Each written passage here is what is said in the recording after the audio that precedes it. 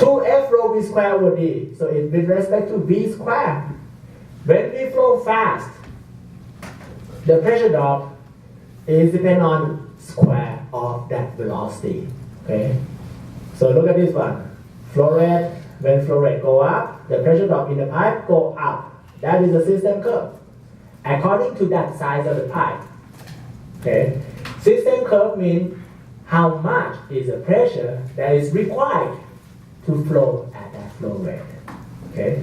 Now it's a pump curve. Pump curve is how much is available at that RPM of the pump. Okay. So if we want it to flow, so when we have the pump curve and we want the flow rate of Q2, and we want the flow rate of Q2, we have to spin at the rate of N2, for example, and that will match the pressure drop and the flow rate. Okay. So the way that you do it, number one, get system curve. Number two, get pump curve. For example, you know that your pump curve is N1. Okay, N1 is your pump curve. And you want to flow at Q2 flow rate, okay, maybe 20 gallons per minute. You will notice that this is 20 gallons per minute, GPM. You know that you have 100 RPM. Okay, for example, N3 is 100 RPM. And you want it to flow at 20 gallons per minute. The cross point between that pump curve and the system curve, it will give you the head. This means, let's say that head is 10 or 15 PSIG. Okay. This tells me that if I have that much flow rate inside the pipe, I will have that much pressure drop. And my pump, in order to deliver that much flow rate, it needs to spin at 100 RPM. Got it? Okay. Let's move on. Pump curve. In the curve, there are a little bit more in the curve. We have BHP, brake horsepower. Okay, that tells me the horsepower. It have this line, percent curve B, I think that's the efficiency, and it have very important NPSHR curve. Okay, NPSHR is net positive suction head required. The full name is given later. Okay. All right. In this pump, the head is the total difference. HD minus HS. HD is total discharge head in feet. HS is the total suction head in feet. Head means head of water. Okay, water approximately 62.4 pound per cubic foot. Q is the flow rate in gallon per minute. When they select the pump, those people who size the pump, they didn't talk PSI. They don't talk like specific gravity or anything. They use gallon per minute, not barrel per day. Okay. Sometimes, but you can convert from barrel per day to gallon per minute, right? Can you? All right. Horsepower. Very quick calculation.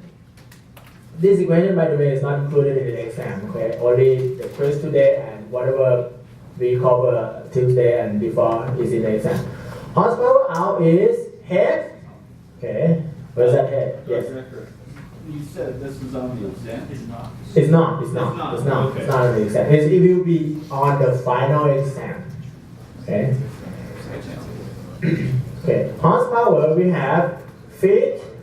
Okay, which is pump head multiplied by capacity GPM multiplied by gallon per power per gallon, which is density, multiplied by specific gravity, divided by 33,000 foot-pound per minute. That's the equation to calculate horsepower. Where's the derivation for that? Okay, we're not there yet. This equation works just fine. What you need to know is what is in it for each. With this equation, you can get brake horsepower. Good? Very easy, provided that you write it down. So horsepower depends on the differential head. See that head is HD minus HS. HS is suction head. Okay, why do we have suction head? Because we suck it from a tank. Okay, pump good at pushing fluid forward, not pulling. For example, you don't want to connect. Okay, here's a tank. You connect it with a pump, and just have a long distance. That's okay. That's good. What's not good is, okay, I have the tank, I have the pump over here, and the destination is here. And I have a long line to connect to the source. That is not good. The pump is not supposed to do that. So this means if you do that to that pump, this means the pump has to use a lot of force to pull it. It's not good at pulling, it's good at pushing. So put the pump over there instead. Good? Alright, that's very basic. Any question on this equation? Okay. Have that for your information sheet for the final exam. What need? Okay, VHP example. This is to show you how to put the number in. Okay. Let's assume capacity is 350, efficiency is 70%. So when it's 70%, I put 0.7 over that. Okay. Previously we have 8.33 multiplied by SG. Okay. Water, what head feet of water that will be produced by the pump? The pump horsepower is 70.6. So basically it's just plugging in the number. Okay, do the math. So that value, about 4,000 is about this over that. Okay. Alright, it's just a use equation and you can tell. If we have a certain horsepower, I want to produce at a certain flow rate. What can be the head pressure that it can do? Good? Alright. That head pressure, is that the same as the pressure drop in the pipe? Maybe not. That head pressure that we get is not the same as the pressure drop in the pipe. This value just tells us that if we have the pump at that horsepower and we want to flow at that flow rate, the pressure drop in the pipe have to be that or less. If it's more, we will flow slower if we use the same pump. Okay? Alright, another method. Sometimes I don't plan to give you any of this chart, okay, by the way. When there's an equation to calculate, do the calculation. For example, in the line heater, there's a formula to do the log mean temperature difference, right? And there's a chart to do that, right? I don't plan to give you the chart. Okay. Anytime you can do the calculations, just write the formula in. Okay, this is how they use a chart. Number one, imperial gallon per minute. And we have change on the pressure PSI. Okay, which one? Efficiency percent, change of head. Okay, we know gallon per minute, and we know the head. Head is HD minus HS, differential head. Once we know the flow rate, 200 GPM, differential head of 60 feet, I connect. Okay, you see, change in head pressure is on right hand side axis. I connect those two things together. That's line number one. And you see that cross point? The cross point will be the same cross point as line number two. Line number two is, I know that the pump has an efficiency of 0.8.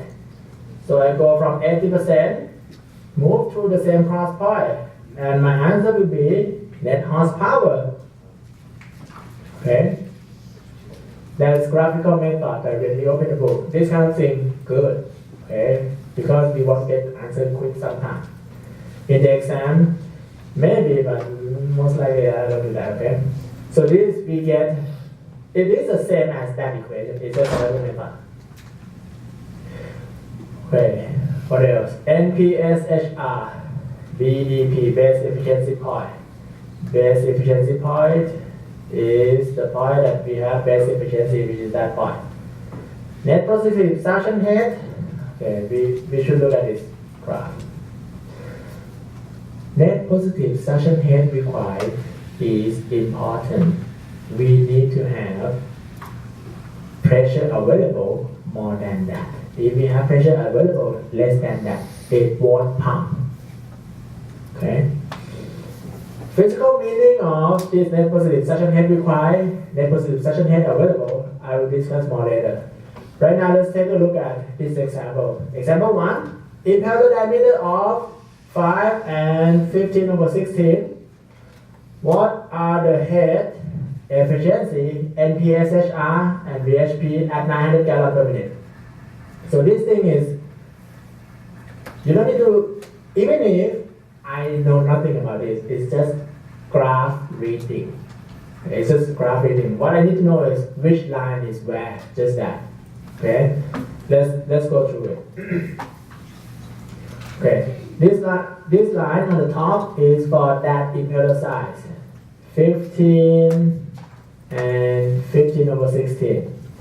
Okay, line. So that is that line. All right. If I have flow rate of 900 gallons per minute, I start. Okay, this is 800, 1000. So this is 9,000 and 900. So 900, go reach that point, go there, reach that value. That value is about 110. Okay, total head in feet. Total head is HD minus HS. Okay, so this is just a reading a graph. Okay, next one. Efficiency. Efficiency, I'll do the same thing, but I have to locate the efficiency line. Okay. I have efficiency line. Okay, 900 go up to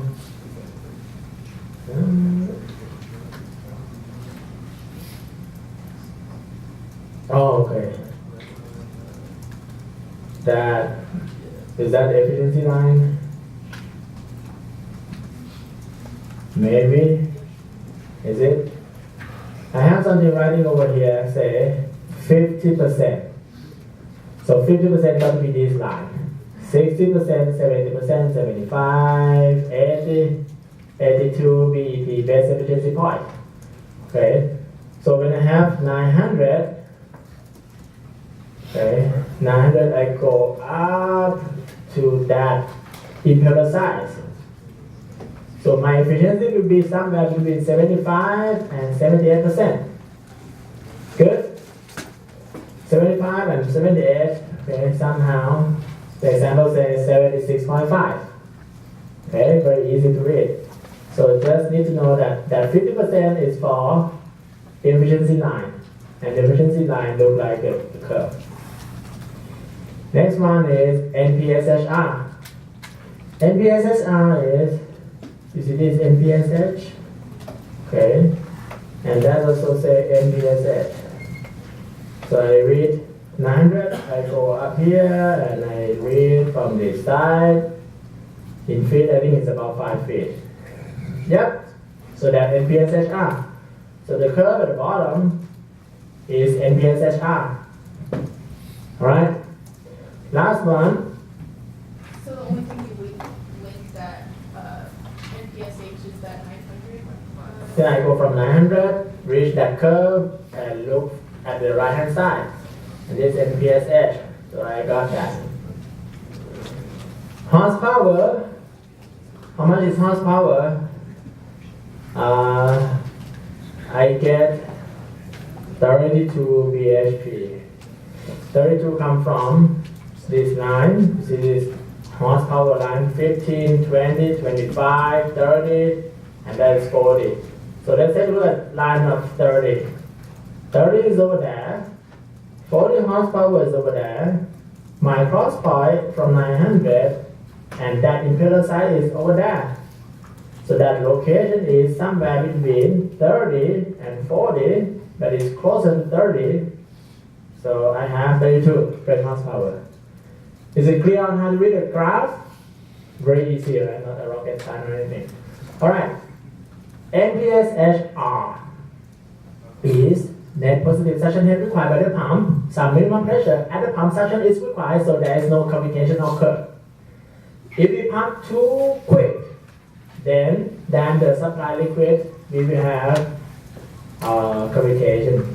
If we have small pipe, okay, small pipe connect to the pump, that creates less, it creates the restriction, and we have less pressure, net pressure head available. Okay. NPSHA is a net positive suction head available by the system. Okay. NPSHR is a net positive suction head required. NPSHA must be more than NPSHR. In order for the pump to work, you need to memorize the full name of NPSHA and NPSHR. Okay? Alright, what exactly is available? How much is available? Look at this one.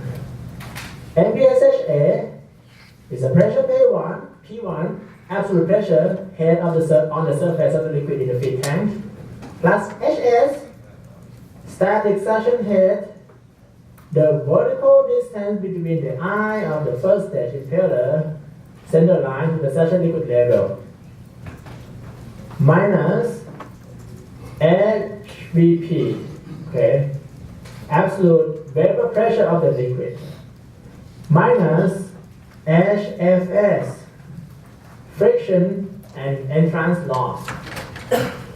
So let's take a look at this. I have a tank. I pump from right hand side to the left hand side. Okay.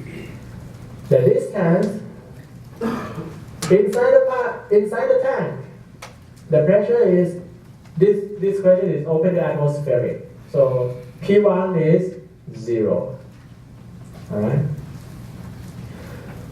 Net height, the difference between the eye and the liquid in the tank is 10 feet. So HS is 10 feet. Good?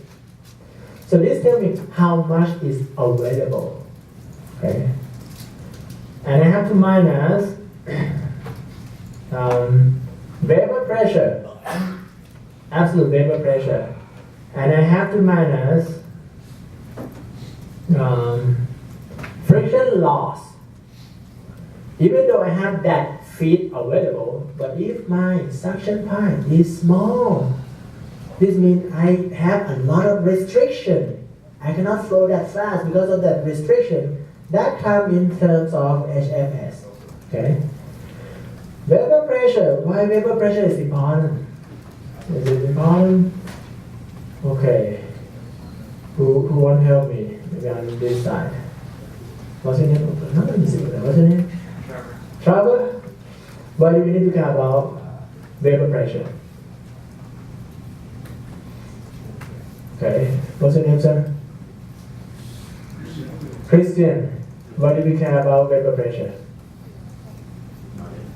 Maybe we watched video together last time? Or is this me watching? What about you, sir? What's your name? Arif. Why do we care about vapor pressure? That's the drainage taken from the pump in order to operate. Vapor pressure do what? Bubble! What's your answer? Yeah, I know. Okay. It's good answer. It's prevent cavitation, yes. But how can it prevent cavitation? Cavitation has what to do with vapor pressure? What's your name? Alex? What you ask? What did you say? Now, what did you ask? What's your name? Are you still following up from what he said? So why vapor pressure have anything to do with Because when you're sucking the fluid out through the pump, if you go below the vapor pressure, you get bubbles in the pump, and then you get cavitation. If we exceed that vapor pressure, right? Okay, let me ask you this. What is the boiling point of water at this pressure? It's about 100 Celsius or to 12 Fahrenheit, right? But if I want it to boil right now, what do? I pull vacuum. So I have a piece of, did you play that? Syringe? I have a syringe.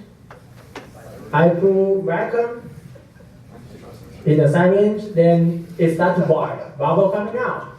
Why is that? Okay.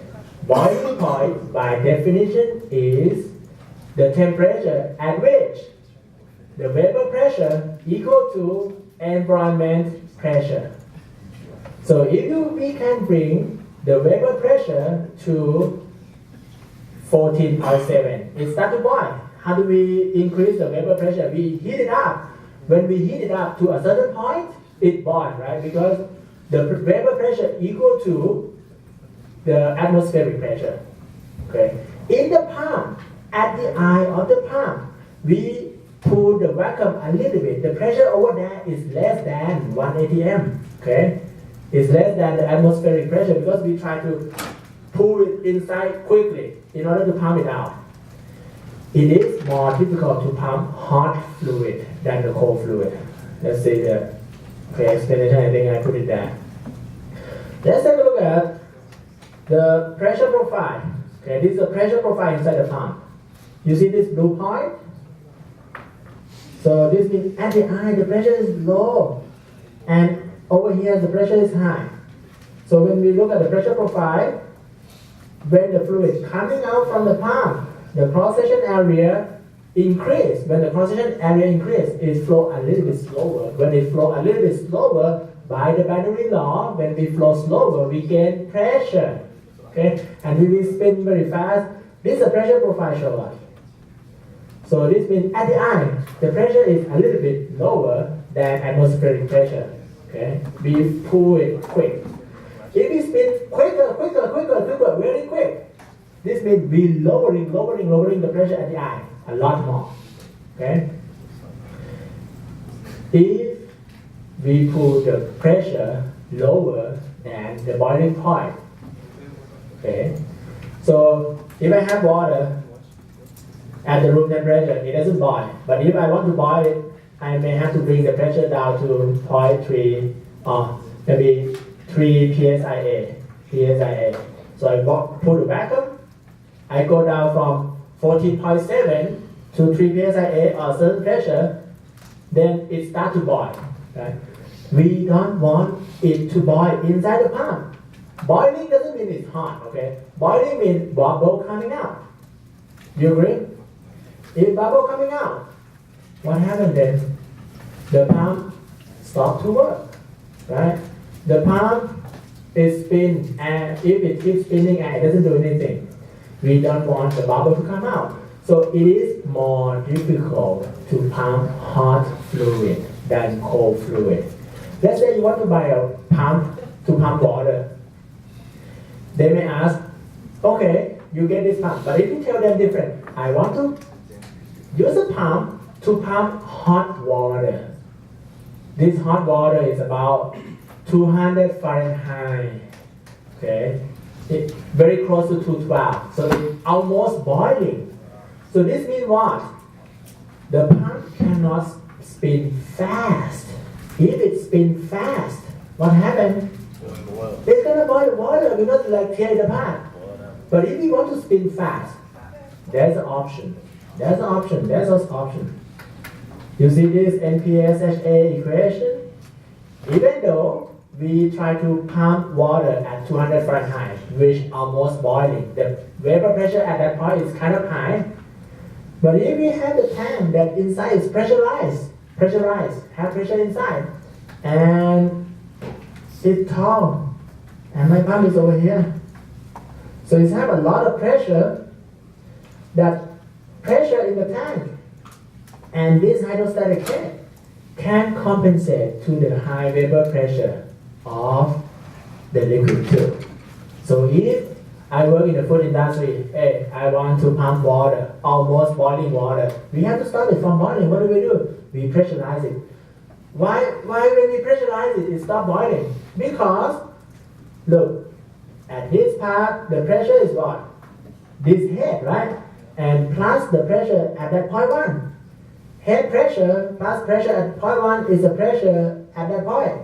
If it wants to boil at that point, it has to accumulate itself, have enough vapor pressure to be more than that. Okay? If we do this, there's a pump, very short pipe, and a tank.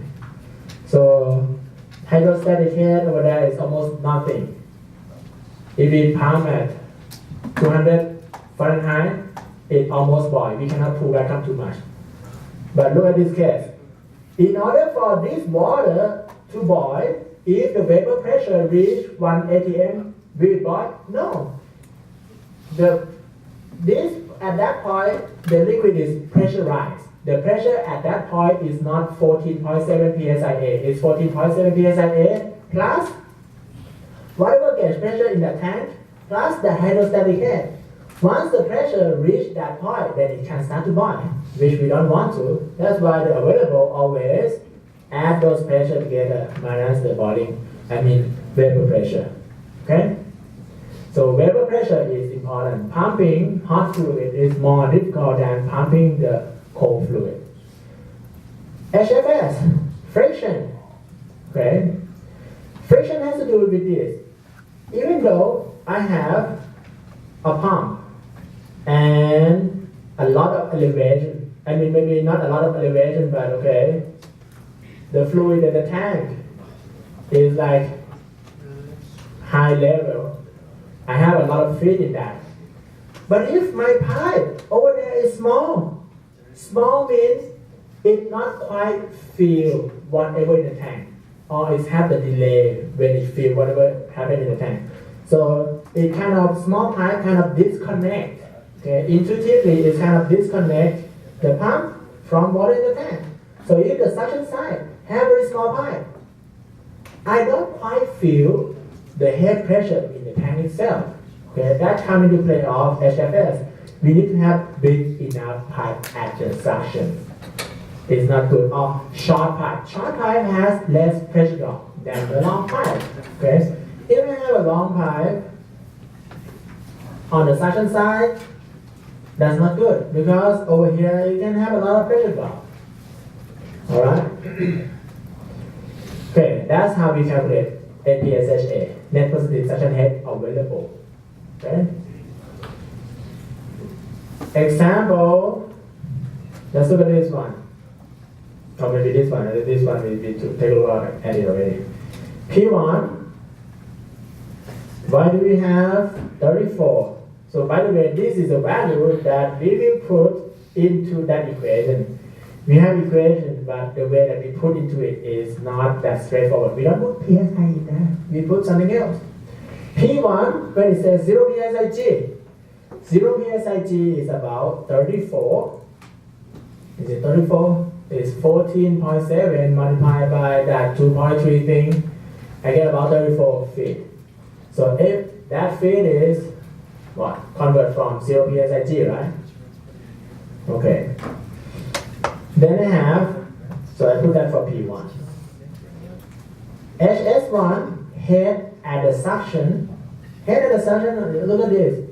I have the pipe going to the tank, it go down, but liquid level is over there. So HS will be the difference between the fluid level and the I. So it's just 10 feet. So I put 10 over there. HVP, vapor pressure, 0.8 feet has been given. Okay, or you calculate it somehow. That's vapor pressure of, vapor pressure depends on temperature and type of liquid. If it is water, it has a certain vapor pressure. If it's hotter, it has more vapor pressure. HFS, 1 inch, is a pressure drop along this line. Okay, 1 feet. Then we add them together, and then we look at NPSHR. NPSHR is 23 feet, but NPSHA is more than NPSHR, so this can flow. Very easy, right? Alright. You see, that's why it says pumping water at 70 Fahrenheit. Okay. And head vapor pressure is 0.36 psi. 0.36 psi, I have to multiply by that 2.3 or something. 0.36 multiplied by 2.3, I get about that. Okay, so conversion from psi and psi, you need to know that number, 2.3 something. Alright, this is a pump curve. Pump curve is provided by manufacturer. Alright, let's take a look at equation for vapor pressure. Okay, vapor pressure is kind of thermodynamic property. There are several ways to estimate it. Vapor pressure of oil is not the same as vapor pressure of water, but this gives you some idea on how do we do it for water. For water, it's the equation, coefficient, temperature over there. Temperature we put in degrees Celsius, PT, saturation vapor pressure of liquid in kilopascal absolute. So this means what? We have to convert from kilopascal to feet. Right? You may convert kilopascal to psi first, and then from psi to feet. Okay. Here's how I substitute the value. I happen to know that 1 inch of water is about 250 Pascal. So I multiply by 12, that's the unit conversion, and you get 0.84. 0.84 is pretty close to that, right? Alright, that is one equation for calculating vapor pressure. Any question for me at this point?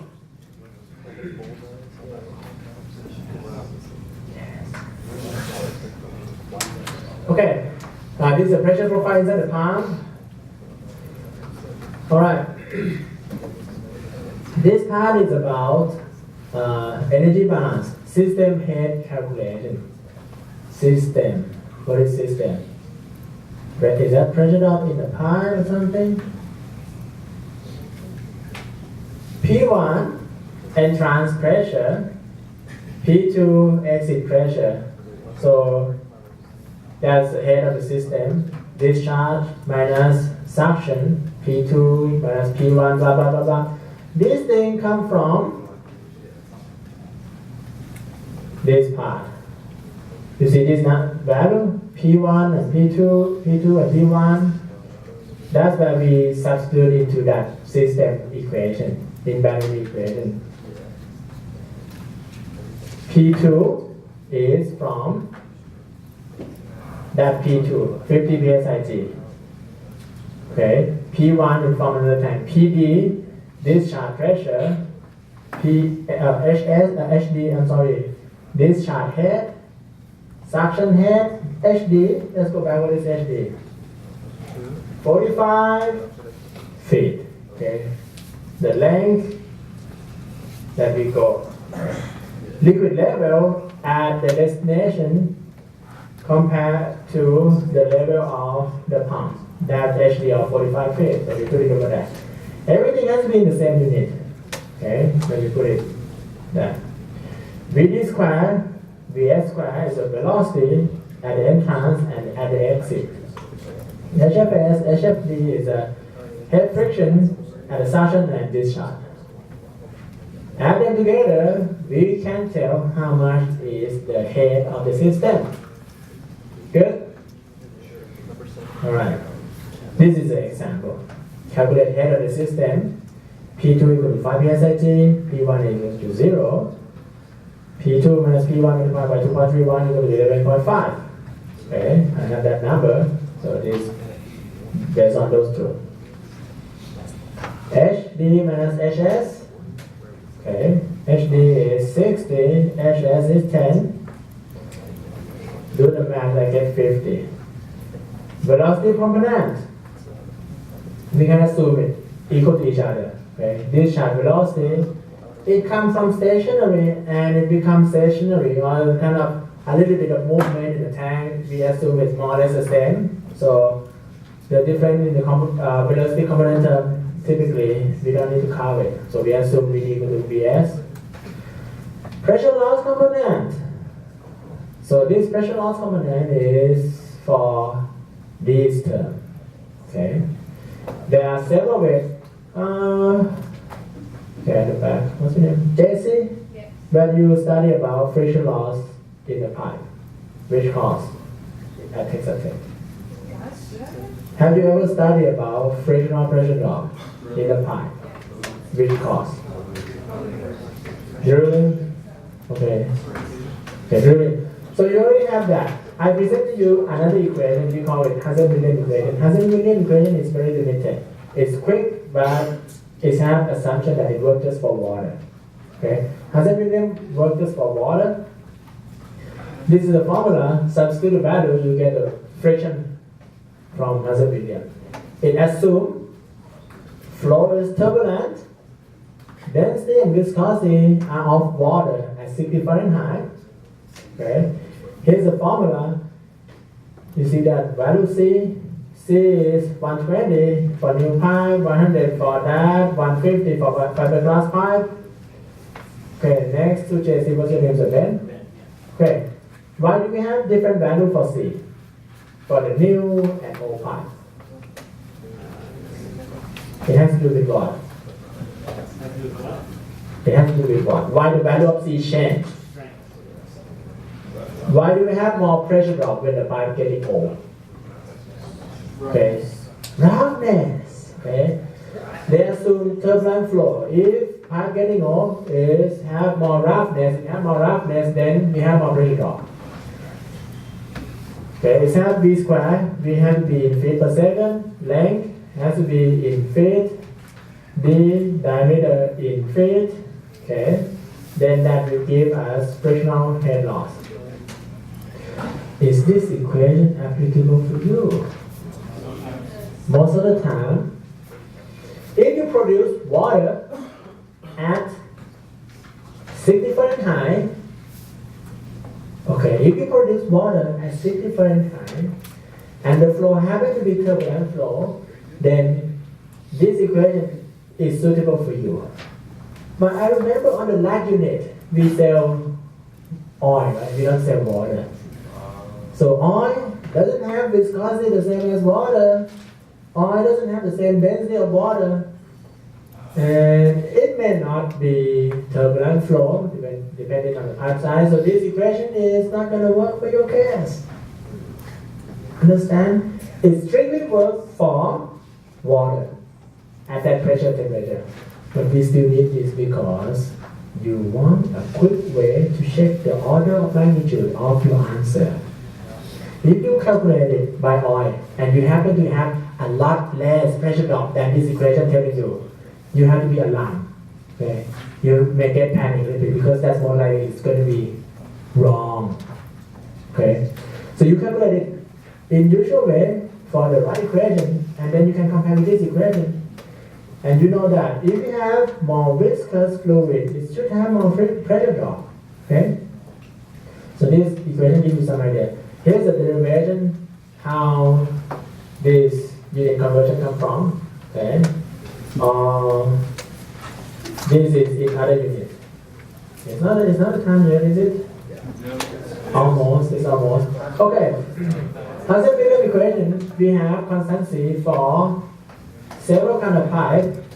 Asbestos, cement, cast iron, new cast iron, 10 years, 20 years, 30 years, 40 years, cement, concrete, copper, steel, galvanized iron, blah, blah, blah.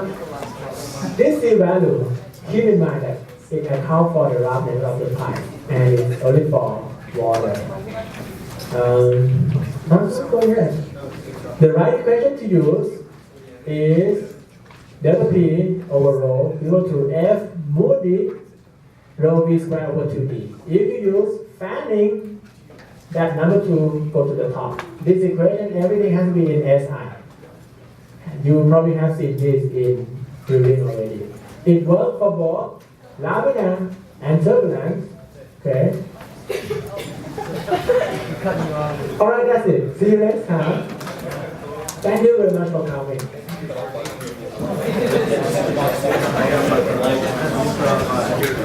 Exam include everything up to last lecture. The quiz that we have today is the content from the last lecture, so it can be repeated. It doesn't need to be, it can be.